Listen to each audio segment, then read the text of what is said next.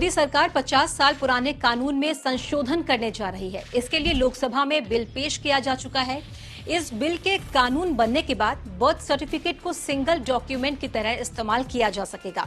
केंद्रीय गृह राज्य मंत्री नित्यानंद राय ने बुधवार को लोकसभा में registration of birth and death amendment bill 2023 पेश किया। यह बिल 1969 के registration of birth and death कानून को संशोधित करेगा, यानी उसमें बदलाव करेगा।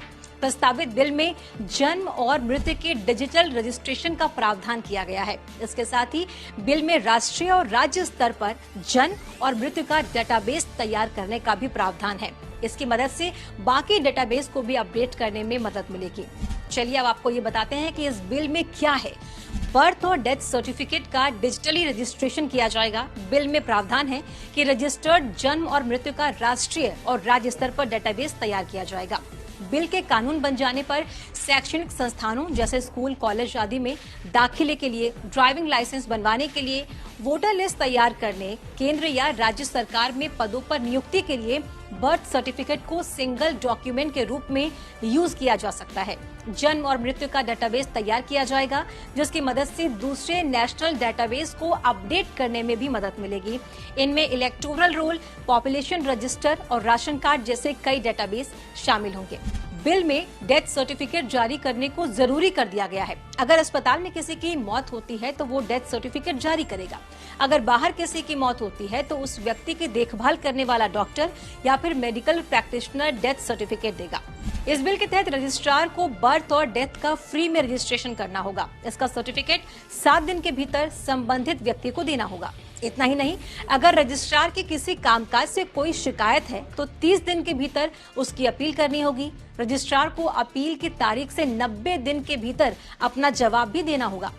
बिल के प्रावधान में आधार डिटेल देनी होगी, यानी कि बर्थ और डेथ की जानकारी देने वाले को अपना आधार नंबर भी देना होगा। उदाहरण के लिए मान लीजिए अस्पताल में किसी बच्चे का जन्म होता है तो वहां का मेडिकल ऑफिसर बर्थ की जानकारी देगा। इसके लिए उसे अपना आधार नंबर देना होगा। अगर जेल में किसी का जन्म होता है तो जेलर इसकी जानकारी देगा। किसी होटल या लॉज में जन्म होता है तो वहां का मालिक इसकी जानकारी देगा। इसी तरह से बच्चा गोद लेने पर माता पिता को इसकी जानकारी देनी होगी। इसके अलावा अगर सैरोगेसी से जन्म होता है तो भी माता पिता को ही इसकी जानकारी देनी होगी।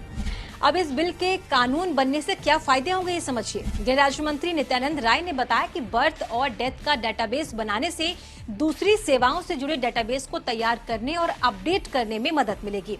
कुछ समय पहले गृह मंत्री अमित शाह ने इस बिल के बारे में बताया था कि डेथ और बर्थ रजिस्टर को इलेक्टोरल रोल से जोड़ दिया जाएगा।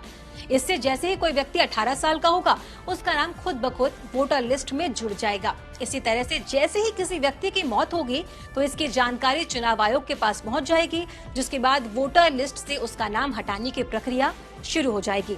इतना ही नहीं, बर्थ और डेथ का रजिस्ट्रेशन होने से ड्राइविंग लाइसेंस बनवाने, पासपोर्ट बनवाने, प्रॉपर्टी रजिस्ट्रेशन करवाने जैसे काम भी आसानी से हो सकेंगे और आपको बहुत सारे डॉक्यूमेंट से छुटकारा मिल जाएगा।